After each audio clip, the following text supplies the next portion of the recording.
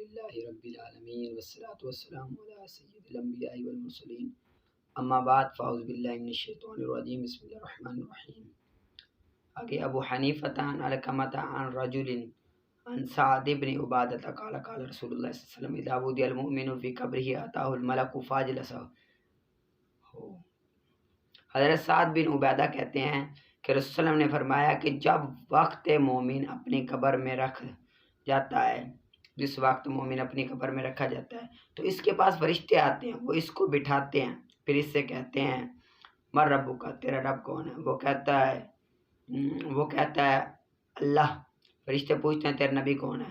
مومن ہو تو کہتا ہے محمد صلی اللہ علیہ وسلم۔ پھر سوال کرتا ہے کہ تیرا دین کیا ہے؟ مومن کہتا ہے اسلام۔ پھر آپ صلی اللہ علیہ وسلم نے فرمایا کہ اس کی قبر کشادہ کر دی جاتی ہے اور اس کو اس کی جنت کی جگہ دکھائی جاتی ہے، اور جب مردہ کافر ہوتا ہے تو فرشتے اس کو بٹھاتے ہیں اور اس سے کہتے ہیں کہ تیرا رب کون ہے؟ وہ کہتا ہے ہائے لادری۔ وہ کہتا ہے ایک بھٹکے ہوئے آدمی کی طرح، افسوس میں نہیں جانتا، ہائے لادری۔ پھر فرشتے پوچھتے ہیں تیرا نبی کون ہے؟ وہ کہتا ہے افسوس میں نہیں جانتا، ہائے لادری۔ تیسری بار فرشتے پوچھتا ہے کہ تیرا دین کیا؟ وہ کہتا ہے، وہ کافر اسی حیرانگی میں کہتا ہے ایک بھٹکے ہوئے آدمی کی طرح، افسوس میں نہیں جانتا۔ اس کے بعد اس کی قبر تنگ کر دی جاتی ہے اور دوزخ میں اس کا مقام اس کو دکھا دیا جاتا ہے، اور فرشتے اس پر ایک ایسی ضرب لگاتے ہیں جس کی آواز سوائے جن و انس کے ہر شے سنتی ہے۔ پھر رسول اللہ نے یہ آیت پڑھی، یہ آیت رسول نے پڑھی یثبت اللہ الذین آمنوا بالقول الثابت فی الحیات الدنیا فی الآخرہ ویذل اللہ الظالمین ویفعل اللہ ما یشاء۔ ترجمہ ہے اللہ ثابت رکھتا ہے ایمان والوں کو حق بات دنیا کی زندگی میں اور آخرت میں، اور اللہ تعالیٰ ظالموں کو گمراہ کرتا ہے اور اللہ جسے چاہے کرے۔ اگلی حدیث حضرت ام ہانی نے بیان کی کہ روایت کرتے ہیں کہ قبر میں 3 چیزیں ہیں: اللہ تبارک و تعالیٰ کے بارے میں سوال، دوسرا درجات جنت، اور تیسرا قرآن کے سر کے نزدیک۔ آگے حضرت ابن بریدہ اپنے والد سے روایت کرتے ہیں کہ ہم نبی کریم صلی اللہ علیہ وسلم کے ساتھ ایک جنازے میں نکلے، آپ اپنی والدہ کی قبر پر تشریف لائے اور ایسے پھوٹ پھوٹ کر رونے لگے، شروع کیا کہ معلوم ہوتا تھا کہ ان قریب روح پاک جسم سے پرواز کر جائے گی، اتنا آپ روتے تھے۔ ہم نے عرض کی یا رسول اللہ آپ اس قدر کیوں روتے ہیں؟ آپ نے فرمایا میں نے اپنے رب سے محمد صلی اللہ علیہ وسلم کی ماں کی قبر کی زیارت کی اجازت مانگی تو مجھ کو اجازت ملی، پھر میں نے شفاعت کی طلب کی تو نامنظور کر دی گئی۔ اور ایک روایت میں ہے کہ نبی کریم صلی اللہ علیہ وسلم نے اپنے رب سے اپنی والدہ کی قبر کی زیارت کی اجازت چاہی تو آپ کو اجازت مل گئی، اور آپ کے ساتھ مسلمان بھی تشریف لے گئے۔ یہاں تک کہ قبر کے قریب پہنچے تو صحابہ تو ٹھہر گئے اور نبی اکرم صلی اللہ علیہ وسلم قبر تک تشریف لے گئے اور قبر پر بہت دیر تک ٹھہرے رہے۔ پھر آپ نے شدت سے رونا شروع کیا، یہاں تک کہ ہم نے گمان کیا کہ آپ کا رونا نہیں رکے گا۔ پھر ہماری طرف روتے ہوئے پلٹے تو حضرت عمر نے عرض کی کہ یا نبی، میرے ماں باپ آپ پر قربان، آپ کو کس چیز نے اتنا رلایا؟ آپ نے فرمایا میں نے اپنے پروردگار سے اپنی والدہ کی قبر کی زیارت کی اجازت مانگی تو مجھے اجازت دی، اور میں نے شفاعت کی اجازت طلب کی تو نامنظور ہوئی، لہٰذا مجھ کو ان کی محبت نے اتنا رلایا۔ اور مسلمان نبی اکرم صلی اللہ علیہ وسلم پر شفقت کرتے ہوئے رو پڑے، سارے صحابہ کرام بھی رو پڑے۔ اس جگہ ایک نازک اور شدید مسئلہ آ گیا کہ آپ کے والدین مسلمان تھے یا نہیں تھے، تو ہمارے علماء کرام کا اس بات میں اتفاق ہے کہ آپ کے علماء کرام کیا تھے، آپ کے والدین کیا تھے؟ مسلمان تھے۔ اور دلیل وہ یہ دیتے ہیں اس مسلک پر کہ رسول صلی اللہ علیہ وسلم، ایک دلیل تو یہ ہے، 3 طرح سے دلیل وہ دیتے ہیں۔ ایک دلیل تو یہ ہے کہ اللہ تعالیٰ نے ان کو زندہ فرما کر ان کو ایمان بخش دیا، یعنی کہ ایمان کی دولت سے سرفراز فرمایا، زندہ فرمایا، پھر رسول اللہ نے کلمہ پڑھایا، پھر ان کو موت ہو گئی، وفات ہو گئی۔ ان کے پاس ان کی بہت ساری حدیثیں بھی ہیں، ہمارے پاس اس کی بہت سارے احادیث موجود ہیں جن کو انہوں نے صحیح یا حسن ثابت کیا ہے۔ ٹھیک ہے، ایک جواب تو یہ ہو گیا۔ دوسرا جواب یہ ہے کہ اللہ تعالیٰ واللہ یختص برحمتہ من یشاء، کہ اللہ تعالیٰ خاص فرماتا ہے اپنی رحمت کے ساتھ جن کو چاہے، اور رسول اللہ نے اپنی حدیث میں بڑی دفعہ فرمایا ہے کہ میں پاک رحموں سے پاک رحموں کی طرف منتقل ہوتا ہوا آیا ہوں۔ تو جو پاک رحمیں ہیں وہ کبھی کفر کی حالت میں تو ہو نہیں سکتی، لہذا وہ مسلمان ہے۔ دوسرا اس کا پہلو یہ ہے کہ آپ کے والدین زمانہ فطرت میں پائے گئے، یعنی کہ بعثت کا زمانہ نہیں تھا، کوئی نبی نہیں تھا، اور وہ اللہ تعالیٰ کو مواحد غیر سرکش کو عذاب نہیں دیتا، اللہ تعالیٰ واحد غیر سرکش کو عذاب نہیں دیتا، جیسے کہ رب تعالیٰ نے فرمایا ہے قرآن پاک میں ان العذاب علی من کذب وتولی، کہ عذاب اس پر ہے جو جھٹلائے اور منہ پھیرے۔ تو آپ کے والدین نے اللہ تعالیٰ کو جھٹلایا نہیں، وہ دور تھا جہاں جس پر کوئی نبی نہیں تھا، کوئی نبی یعنی کیا کام بتانے والا نہیں تھا، تو وہ اس دور سے گزرے ہیں۔ ایک جواب تو یہ۔ تیسرا جواب یہ ہے کہ آپ قدیم ملت ابراہیمی پر تھے، ابراہیمی پر تھے، جس کی وجہ سے آپ عذاب کے مستحق نہیں بلکہ آپ کے یہاں مومن ہیں آپ کے والدین، ٹھیک ہے، یہ ذہن میں رکھنا۔ یہ قرآن پاک سے بھی ہم نے ثابت کر دیا ان العذاب علی من کذب وتولی، جو عذاب ان کے لیے جو منہ پھیرے، تو انہوں نے منہ بلکہ اللہ تعالیٰ کے ہی اللہ تعالیٰ کو ہی ایک مانتے تھے، بتوں کی پوجا نہیں کرتے تھے، کوئی اس طرح کا نہیں کرتے تھے بتوں والا کام، اسی وجہ سے آپ مومن ہی ہے، ٹھیک ہے۔ آگے آ جائیں شرح عقائد کا۔ فَأَمَّا الْأَعْمَالُ أَيِ الطَّاعَاتُ فَهِيَ تَتَزَايَدُ فِي نَفْسِهَا وَالْإِيمَانُ لَا يَزِيدُ وَلَا يَنْقُصُ، ٹھیک ہے۔ یہاں سے اس بات کا بیان کر رہے ہیں مصنف علیہ رحمہ کہ اعمال یہ ایمان کی حقیقت میں داخل نہیں ہوتے، جو اعمال ہیں یہ ایمان کی حقیقت میں داخل نہیں ہے بلکہ حقیقت سے خارج ہے۔ کیوں خارج ہے؟ کیونکہ جو اعمال ہوتے ہیں وہ کم بھی ہوتے ہیں زیادہ بڑھتے بھی ہیں۔ ایک بندہ ہے وہ بڑیاں نمازیں پڑھیں تو ہم کیا کہیں گے یہ اعمال بڑے کرتا ہے۔ تو جو ایمان ہوتا ہے وہ نہ کم ہوتا ہے نہ بڑھتا ہے، بلکہ وہ ایمان ایک ہی ہے، تصدیق قلبی کا نام وہ دل میں ہی رہتا ہے، ٹھیک ہے۔ حالانکہ اگر آپ کو کہ اعمال ہے یہ ایمان کی حقیقت میں داخل ہے، یعنی کہ اعمال یہ ایمان کا جز ہے، تو جز کے بڑھنے کے ساتھ ساتھ یا جز کے کم ہونے کے ساتھ ساتھ کل کو بھی کام ہونا پڑے گا، تو ایمان بھی کم اور زیادہ ہوگا۔ اعمال کم اور زیادہ ہوتے ہیں تو ایمان بھی کم اور زیادہ ہوگا، لیکن اعمال تو کم اور زیادہ ہوتے ہیں، ایمان زیادہ اور کم نہیں ہوتے۔ اس سے پتہ چلا کہ اعمال ایمان کا جز نہیں ہے۔ یہاں پر دو باتیں بیان کی، گویا کہ انہوں نے اعمال، ایک تو اعمال ایمان کی حقیقت میں داخل نہیں، اور دوسرا ایمان میں کمی پیشی نہیں ہوتی، ایمان میں کمی زیادتی نہیں ہوتی، ٹھیک ہے۔ الاول ان الاعمال، یہاں سے دلیل دے رہے ہیں پہلی بات کو واضح کرنے کے لیے کہ اعمال ایمان میں داخل نہیں، وہ پیچھے بات گزر گئی، یہاں سے وہ ثابت کریں گے کہ ایمان کیا ہے، وہ صرف فقط تصدیق قلبی کا نام ہے۔ کیا ہے؟ تصدیق قلبی کا نام ہے۔ اعمال ایمان کا جز نہیں ہو سکتا۔ اس پر تین دلیلیں دی ہیں۔ پہلی دلیل انہوں نے یہ دی ہے کہ ان الذین آمنوا وعملوا الصالحات، یہاں پر دیکھو آمنوا ایمان لاؤ، وعملوا الصالحات واو آیا، پہلا معطوف ہے، ایمان معطوف ہے، اور عمل کیا ہے؟ معطوف ہے۔ اور معطوف اور معطوف علیہ کے درمیان مغایرت ہوتی ہے۔ کیا ہوتی ہے؟ مغایرت ہوتی ہے۔ اگر آپ کہو کہ ایمان اور اعمال ایک ہیں تو وہ تو ایک ہونے چاہیے۔ اگر آپ جس طرح کہ آپ نے کہا ہے کہ اعمال ایمان کی حقیقت میں داخل ہے، لیا تھا وہ ایک ہی چیز ہوئے، اور یہاں پر قرآن پاک میں کیا آیا ہے؟ واو عطف آئی ہوئی ہے، اور حرف عطف جہاں پر آئے معطوف علیہ کا غیر ہوتا ہے، مغایرت ہوتی ہے، جس طرح کہ جانی زید و عمر آیا زید اور عمر۔ اب معطوف اور معطوف علیہ زید اور عمر ایک چیز تو نہیں ہے بلکہ دو علیحدہ علیحدہ ہیں نا، تو اس سے یہ ثابت ہو رہا ایمان اور ہے اعمال اور ہیں۔ آپ کا یہ کہنا کہ اعمال ایمان کا جز ہے یہ درست نہیں ہے اس آیت سے، ٹھیک ہے۔ آگے آ جائیں، آگے وردد ایدن جعلو، یہاں سے اعمال ایمان میں داخل نہیں ہے، اس پر دوسری دلیل دے رہے ہیں۔ وہ دلیل یہ ہے کہ وَمَن يَعْمَلْ مِنَ الصَّالِحَاتِ مِن ذَكَرٍ أَوْ أُنثَىٰ، اس آیت کریمہ میں اعمال کی شرط ہے، قاعدہ ہے جو آپ نے پڑھا ہوا ہے، شے کی شرط شے سے خارج ہوتی ہے، شے کی شرط شے سے خارج ہوتی ہے، یعنی کہ مشروط شرط میں داخل نہیں ہوتی، مشروط شرط میں داخل نہیں ہوتی۔ یہاں پر کیا کہا ہے؟ جو عمل کرے صالحات میں سے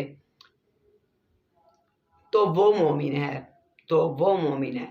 اب صالحات عمل کرنا یہ شرط ہیں، آگے وہ مشروط ہے۔ اب شے کی شرط شے میں کیا ہوتی ہے؟ داخل نہیں ہوتی، خارج ہوتی ہے، تو اس سے پتہ چلا اعمال علیحدہ ہے، ایمان علیحدہ ہے۔ ایک بات تو یہ ہوگی۔ دوسری بات یہ ہے، جس طرح آپ نے کہا ہے کہ ایمان کی جز اعمال ہے، ایمان کی جز کیا ہے؟ اعمال ہے، تو یہ پھر یہ اصول یہ ہوگا کہ جو چیز کل کے لیے شرط ہے وہ جز کے لیے بھی شرط ہے۔ کل کے لیے شرط ایمان ہے اور جز اعمال کے لیے بھی شرط بھی وہ کیا ہے؟ ایمان ہے۔ تو اس طرح ایمان کے لیے بھی شرط ہو گیا، ایمان کے لیے شرط ہونا لازم آئے گا، اور اس سے دور لازم آئے گا جو کہ باطل ہوتا ہے۔ دور کہتے ہیں ایک چیز کا سمجھنا دوسری پر موقوف ہو، دوسری کا پہلی پر موقوف ہو، ایک چیز کا تو دوسری پر، دوسری کا پہلی، جس طرح کہ یہ الف ہے، یہ با ہے، الف کا با پر سمجھنا موقوف ہو، با کا الف پر سمجھنا موقوف ہو، اور یہ باطل ہے۔ اب یہاں پر دیکھیں کہ عمل یہ کیا ہے؟ شرط ہے، ایمان مشروط ہے، ٹھیک ہے۔ تو پہلا جواب تو یہ ہے کہ شے کی شرط شے سے خارج ہوتی ہے، لہذا ایمان علیحدہ ہے، اعمال علیحدہ ہے۔ دوسری بات کہ آپ نے کیا کہا کہ ایمان اعمال ہے، یہ ایمان کی کیا ہیں؟ جز ہیں۔ اگر آپ جز بناؤ تو جز کی جو شرط ہوتی ہے کل کی بھی وہ شرط ہوتی ہے۔ جز کی شرط کیا ہے؟ ایمان، اور اعمال کا کل کیا ہے؟ وہ بھی ایمان۔ تو اب شے کی شرط شے کی شرط ہوگی، یعنی کہ ایمان کی شرط ایمان کی شرط ہوگی، تو اس سے تو دور لازم آئے گا، یعنی کہ ایمان کا سمجھنا ایمان پر موقوف ہے، ایمان پھر ایمان کے لیے ایمان شرط ہے۔ یہ دیکھو یہ دو ایمان، اس ایمان کے لیے یہ ایمان شرط ہے، اس ایمان کے لیے یہ ایمان شرط ہے، تو یہ تو باطل ہوگا، ٹھیک ہے، یہ دور لازم آئے گا اور یہ باطل ہے، ٹھیک ہے۔ آگے ورد ایدن، اس بات یہاں سے ایمان میں اعمال داخل نہیں ہے، تیسری دلیل دے رہے ہیں۔ تیسری دلیل قرآن پاک میں ہے وَإِن طَائِفَتَانِ مِنَ الْمُؤْمِنِينَ اقْتَتَلُوا، ٹھیک ہے۔ اس سے پہلے ایک قاعدہ ذہن میں رکھے، قاعدہ یہ ہے کہ بغیر رکن کے شے کا تحقق نہیں ہوتا۔ اگر کسی چیز کا رکن نہ ہو نا، رکن، تو رکن کے بغیر کوئی چیز ثابت نہیں ہو سکتی۔ اب یہ جو آیت ہے اس میں کیا آیا ہے کہ قتال کرنے والوں کو مومنوں سے تعبیر کیا گیا، دو قتال کرنے والے گروہوں کو مومنہ سے تعبیر کیا گیا، تو اس سے معلوم یہ ہوتا ہے کہ اعمال ایمان کا جز نہیں ہے، جز نہیں، ورنہ ترک اعمال پر ان کو مومن نہ کہتے، کیونکہ قتال کرنا مومن سے قتال کرنا یہ تو ٹھیک نہیں ہے، تو اعمال ان کو ترک کر رہا ہے، اعمال کو ترک کرنے سے مومن تو نہ کہتے، حالانکہ مومن کہا جا رہا ہے۔ اس سے پتہ چلا کہ جو ایمان ہے وہ اعمال کا جز نہیں ہے، ٹھیک ہے۔ ترجمہ کرتے ہیں، پس بہرحال اعمال سے مراد یعنی کہ اطاعت بڑھتی ہے، فایت تتزاید، بڑھتی رہتی ہے، طاعت بڑھتی رہتی ہے بذات خود، اور ایمان نہیں بڑھتا اور نہ گھٹتا ہے۔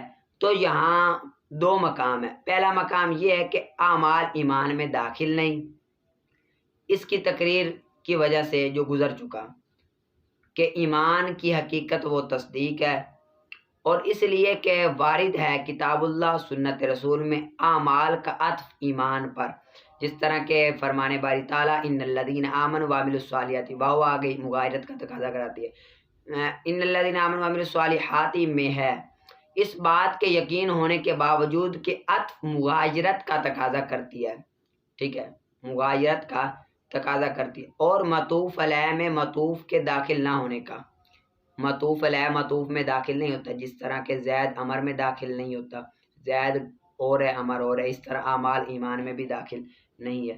اور نیز وارد ہوا ہے ایمان کو شرط قرار دینا اعمال کی صحت کے لیے، اعمال کی صحت، جس طرح کہ فرمان باری تعالیٰ وَمَن يَعْمَلْ مِنَ الصَّالِحَاتِ فَهُوَ مُؤْمِنٌ میں اس بات کے قطعی ہونے کے باوجود کہ مشروط شرط میں داخل نہیں ہوتی، اشتراط الشے کے لیے ممتنع ہونے کی وجہ سے، اشراط شے کے لیے ممتنع ہونے کی وجہ سے، اپنے ہی نفس کے لیے، اپنی ذات کے لیے، اور نیز وارد ہوا ہے کہ ایمان کا ثبوت، ایمان کا اس بات ان لوگوں کے لیے جنہوں نے بعض اعمال کو چھوڑ دیا، بعض اعمال کو چھوڑ دیا، جس طرح کہ اللہ تعالیٰ کا فرمان وَإِن طَائِفَتَانِ مِنَ الْمُؤْمِنِينَ اقْتَتَلُوا میں ہے، اس تقریر کے مطابق جو گزر چکی کہ شے کا تحقق اس کے رکن کے بغیر نہیں ہوتا، یعنی کہ شے اس کے رکن کے بغیر نہیں پائی جاتی۔ اگر یہاں پر ایمان نہ پایا جاتا لڑنا یہ ایمان کے منافی ہے، تو ایمان تو نہیں ہونا چاہیے، کیونکہ رکن نہ پایا جائے تو ایمان نہیں، رکن اعمال ہے، اعمال نہ پایا گیا تو ایمان نہیں پایا جائے، ہونا تو یہ چاہیے، پھر بھی مومن کہہ رہے ہیں۔ تو اس سے پتہ چلا کہ جو ایمان ہے وہ اعمال ہے، وہ ایمان کی جز نہیں ہے، اعمال ایمان کی جز نہیں ہے، ٹھیک ہے، یہ یاد کر لینا۔ آگے نکالیں آپ اصول الشاشی کا وَلَوْ كَانَ فِي يَدِهِ عَبْدٌ، آگے کچھ مثالیں پیش کر رہے ہیں۔ کچھ مثالیں یہ ہیں کہ اگر زید کے ہاتھ میں غلام ہو اور زید کہے کہ یہ عمر کا ہے، اب عمر نے کہا کہ وہ میرے لیے ہرگز نہیں ہے لیکن وہ بکر کا ہے۔ اب اس میں دو صورتیں بنتی ہیں۔ ایک صورت یہ ہے کہ بکر کے لیے عمر کے قول میں دو صورتیں بنتی ہیں۔ پہلی تو یہ ہے کہ عمر یا تو متصل کلام کرے یا نہیں۔ اگر عمر متصل کہہ دیتا کہ یہ میرا نہیں بلکہ عمر کا ہے، تو لہذا کلام متسق ہے، لہذا وہ غلام بکر کا ہو جاتا، مقرور لاہ ثانی ہو جاتا، مقرر لاہ ثانی واقع ہو جاتا، عمر بکر کا غلام ہو جاتا۔ اور دوسرا عمر کا کلام وہ منفصل ہے، یعنی کہ جدا کر کے کہتا ہے کہ یہ میرا غلام نہیں، لہذا عمر سے غلام کی نفی ہو گئی۔ اب وہ غلام زید کا ہی ہے، پہلے کا ہی، مقرر لاہ الاول۔ رہی بات لاکنہ، کہ لاکنہ تقاضا کرتا ہے تو بکر کی، اب عمر اور بکر کے لیے مال یعنی کہ غلام کی ملکیت ثابت کر رہا ہے، لیکن فرد واحد کی گواہی معتبر نہیں ہوگی، لہذا وہ زید کا ہی غلام ہوگا، ٹھیک ہے۔ ترجمہ، اور اگر اس کے ہاتھ میں غلام ہو اور وہ کہ ھذا لفلان، پس فلاں نے کہا کہ ما کان لی قط ولکنہ لفلان آخر، کہ میرے لیے ہرگز نہیں ہو لیکن وہ فلاں دوسرے کے لیے، پس اگر اس نے کلام کو متصل ذکر کیا تو مقرر لاہ ثانی کے لیے ہوگا، اگر متصل ذکر کیا تو وہ بکر کے لیے ہوگا، اس لیے کہ نفی اس بات کے ساتھ معلق ہے، اسی وجہ سے۔ اور اگر کلام کو منفصل ذکر کیا تو غلام مقرر لاہ الاول کے لیے ہوگا، اور مقرر لاہ کا قول اقرار کا رد ہے۔ مقرر لاہ کا جو قول ہے، جو بعد میں عمر نے قول کیا ہے، یہ اس کے قول کا رد ہے کہ یہ اس کا نہیں ہے غلام۔ بڑا ہے میرے خیال میں، یہ یاد کر لیں، وہ شرح قائد کا تھوڑا سا ہے، وہ آپ یاد کر لیں گے اچھی طرح سے تو ہو جائے گا، آپ کو اچھی طرح سے محنت کر کے یاد کرنا ہے، ٹھیک ہے۔ آگے فَهَذَا الْإِمْكَانُ قَابِلٌ لِلزِّيَادَةِ وَالنُّقْصَانِ، یہاں سے مصنف نے زمانے کی حقیقت اور ماہیت کو ثابت کیا ہے کہ زمانے کی جو ماہیت ہے وہ تین اشیاء ہوتی ہے۔ زمانے کی جو ماہیت ہوتی ہے وہ تین طرح کی ہوتی ہے، ایک مقدار ہوتی ہے، دوسری غیر کاری ذات ہوتی ہے، اور تیسری مقدار حرکت ہوتی ہے۔ زمانے کی ماہیت تین چیزیں انہوں نے کہا ہے، ایک مقدار کا ہے، دوسرے مقدار حرکت کا ہے، تیسرا غیر کاری ذات کا ہے۔ اب کاری ذات کہتے ہیں اس شے کو جس کے اجزاء مجتمع الوجود ہوں، جس کے اجزاء جو ہوں وہ مجتمع الوجود، ایک ہی وجود میں کیا ہوں، جمع ہو۔ غیر کاری ذات اس شے کو کہتے ہیں جس کے اجزاء مجتمع الوجود نہ ہو۔ کاری ذات جس کے اجزاء مجتمع الوجود ہو، غیر کاری ذات جس کے اجزاء مجتمع الوجود نہ ہو۔ پیچھے یہ بات آپ کو یاد ہوگی کہ پیچھے یہ بات ثابت کی تھی کہ امر ممتد وہ زیادت اور نقصان کو قبول کرتا ہے، جو بھی امر ممتد زمانہ زیادتی اور کمی کو قبول کرتا ہے، اور جو چیز زیادتی اور کمی کو قبول کرے وہ مقدار ہوا کرتی ہے، جو بھی کرے زیادتی اور کمی کو قبول کرے وہ مقدار ہوتی ہے نا، مقدار ہے نا، زیادہ ہو گئی مقدار، کم ہو گئی مقدار، لہذا زمانہ مقدار ہے۔ ثابت ہوا کیا؟ زمانہ کیا ہے؟ مقدار ہے۔ زمانہ کیا ہے؟ مقدار ہے۔ پیچھے ہم نے ثابت کیا تھا کہ امر ممتد جو ہوتا ہے وہ کمی اور زیادتی کو قبول کرتا ہے، یہ دیکھو یہ حرکت کمی اور زیادتی ہو رہی ہے نا، اور جو چیز کمی اور زیادتی کو قبول کرے وہ مقدار ہوتی ہے، تو پتہ چلا زمانہ مقدار ہے، ٹھیک ہے۔ آگے پھر انہوں نے بات کی کہ زمانہ زیادت اور نقصان کو قبول کرتا ہے، ٹھیک ہے۔ زمانہ کیا ہے؟ زیادت اور نقصان کو کرتا ہے قبول، اس لیے کہ اگر حرکت سریع اور بطیء آغاز میں متفق ہو، آغاز میں کیا ہو؟ متفق ہو، اور اختتام میں بھی متفق ہو، اختتام میں بھی متفق ہو، آغاز میں بھی متفق ہو، یعنی کہ ایک حرکت کا آغاز پہلے ہو دوسری کا بعد میں ہو، ایک کا پہلے ہو دوسری کا بعد میں ہو، تو یہ امر واسع ہوگا، یعنی کہ زمانہ اس حرکت کے لیے زیادہ ہوگا۔ ایک اب یہ پہلے ہوئی یہ بعد میں ہوئی، لیکن یہ تیز یہ آہستہ تھی، یہ کیا تھی؟ کم تھی، تو یہ اس کا زمانہ جو پہلے ہوئی ہے حرکت اس کا زمانہ زیادہ ہوگا، جو بعد میں ہوئی اس کا زمانہ کیا ہوگا؟ کم ہوگا نا، ٹھیک ہے۔ اب اور جو پہلے شروع ہوئی ہو اس کے لیے حرکت کم ہوگی، جو بعد میں شروع ہوئی اس کے لیے کیا ہوگی؟ حرکت زیادہ ہوگی۔ تو اس سے پتہ یہ چلتا ہے کہ زمانہ جو ہے وہ کمی اور نقصان کے ساتھ متصف ہے، کمی اور نقصان کے ساتھ متصف ہے۔ اور غیر قاضی ساتھ بھی اس کو کہتے ہیں کہ جس کے اجزاء مجتمع الوجود نہ ہو، لہذا ثابت ہوا کہ یہ غیر قاری الذات ہے، یعنی کہ ثابت نہیں ہے، جس کے اجزاء مجتمع الوجود نہیں ہے، کہ کمی زیادتی کو قبول کرنے والے ہیں، ٹھیک ہے۔ آگے پھر تیسری بات تھی کیا؟ کہ مقدار حرکت، وہ مقدار حرکت کہ اگر دونوں حرکتوں ساتھ شروع کریں، دونوں حرکتیں ہم ساتھ شروع کریں، بالکل ساتھ یہ دونوں حرکتیں شروع کریں، اب لیکن ایک حرکت پہلے ختم ہو جائے دوسری حرکت بعد میں، تو تب بھی زمانہ اس حرکت کے لیے واسطہ زیادہ ہے، زمانہ دوسری حرکت میں زمانہ کیا ہے؟ واسطہ زیادہ ہے، دوسری حرکت میں مقدار زیادہ ہے، اور جو بعد میں ختم ہوئی وہ اس کے واسطے کم ہے، جو بعد میں ختم ہوئی وہ پہلے، اور جو پہلے ختم ہوئی وہ کیا ہے؟ کم ہے، جو بعد میں ختم ہوئی وہ زیادہ ہے، لہذا ثابت ہوا کہ زمانہ کمی اور نقصان کو قبول کرتا ہے، اور یہی کیا ہے؟ مقدار ہے، یہی کیا ہے؟ مقدار ہے۔ آگے ہم غیر قاری الذات آگے جا کر ہم ثابت کریں گے کہ غیر قاری الذات وہ اس طرح ہیں، یعنی کہ جو غیر ثابت ہے، ثابت نہیں ہے، اس لیے کہ زمانے کے اجزاء ایک ساتھ جمع نہیں ہوتے بلکہ یکے بعد دیگرے ہوتے ہیں، لہذا پہلے سابق ہوگا بعد میں لاحق ہوگا، اور سابق اور لاحق جو ہوتا ہے وہ جمع نہیں ہوتا۔ غیر قاری الذات ہم جو یہاں پر ثابت کر رہے ہیں وہ اس طرح ہم ثابت کریں گے کہ زمانے کے اجزاء ایک ساتھ جمع نہیں ہوتے، کیوں نہیں ہوتے؟ بلکہ وہ یکے بعد دیگرے ہوتے، جس طرح کہ یہ ہم نے دونوں مقداریں چھوڑی، یہ ایک مقدار آگے چلی جائے گی، یہ بعد میں چلی جائے گی، تو اجزاء تو جمع نہ ہوئے، لہذا جس کے اجزاء جمع نہیں ہوتے وہ کیا ہوتا ہے؟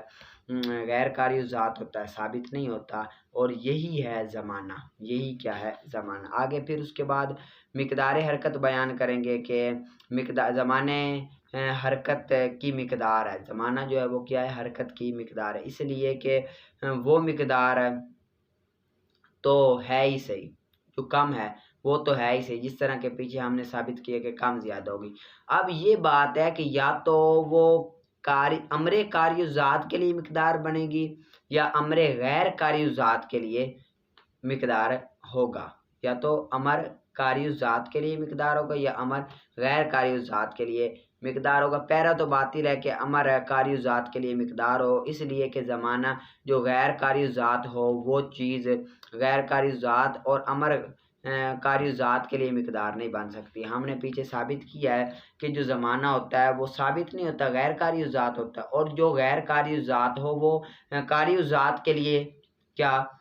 قاری الذات کے لیے مقدار بن ہی نہیں سکتا، کہ ایک کے اجزاء اب مختلف ہیں اور ایک کے اجزاء مجتمع ہیں، تو مختلف مجتمع کے لیے ثابت نہیں ہو سکتا، لہذا پتہ چلا کہ امر قاری الذات کے لیے مقدار نہیں بن سکتا، ٹھیک ہے۔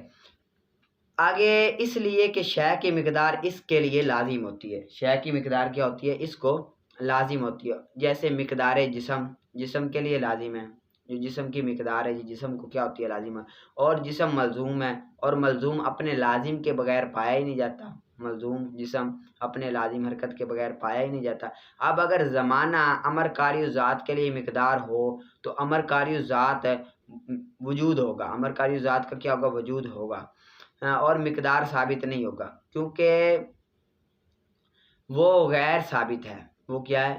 ثابت ہی نہیں ہے، غیر کاری ذات ہے، لہذا ملزوم امر کاری ذات کا بغیر لازم کے پایا جانا لازم آئے گا، جو کہ باطل ہے۔ لہٰذا اس سے پتہ چلا کہ مقدار حرکت بھی پائی جائے گی۔ ٹھیک ہے، یہ ترجمہ کرتے ہیں۔ فاضل امکان، پس یہ امکان قبول کرے گا زیادتی اور قبول کو اور غیر ثابت کو، یعنی کہ غیر کاری ذات کو، کیونکہ نہیں پائے جاتے اس کے اجزاء ایک ساتھ، پس یہاں مقدار معین ہوگی غیر کاری ذات میں، اور یہ معنی زمانے میں ہے، اور وہ حرکت کی مقدار ہے، کیونکہ وہ کم ہوتی ہے اور نہیں خالی ہوتی، یا یہ کہ وہ مقدار کاری ذات کی ماہیت کے حیات کے لیے یا غیر کاری ذات کی حیات کے لیے، دوسرے کے لیے طرف راستہ ہی نہیں ہے، کیونکہ زمانہ غیر کاری ہوتا ہے، زمانہ تو ہوتا ہے غیر کاری، اور وہ جو نہ ہو کاری تو نہیں ہوگی کاری کی ماہیت کے لیے مقدار، جو کاری ہوتا ہے وہ غیر کاری کی ماہیت کے لیے مقدار نہیں ہوتا، پس وہ مقدار غیر کاری کی ماہیت کے لیے ہوتی ہے، اور ہر ماہیت غیر کاری کی پس وہ حرکت ہوتی ہے، پس زمانہ مقدار حرکت ہو، اور یہی ہمارا مطلوب ہے، اور ہم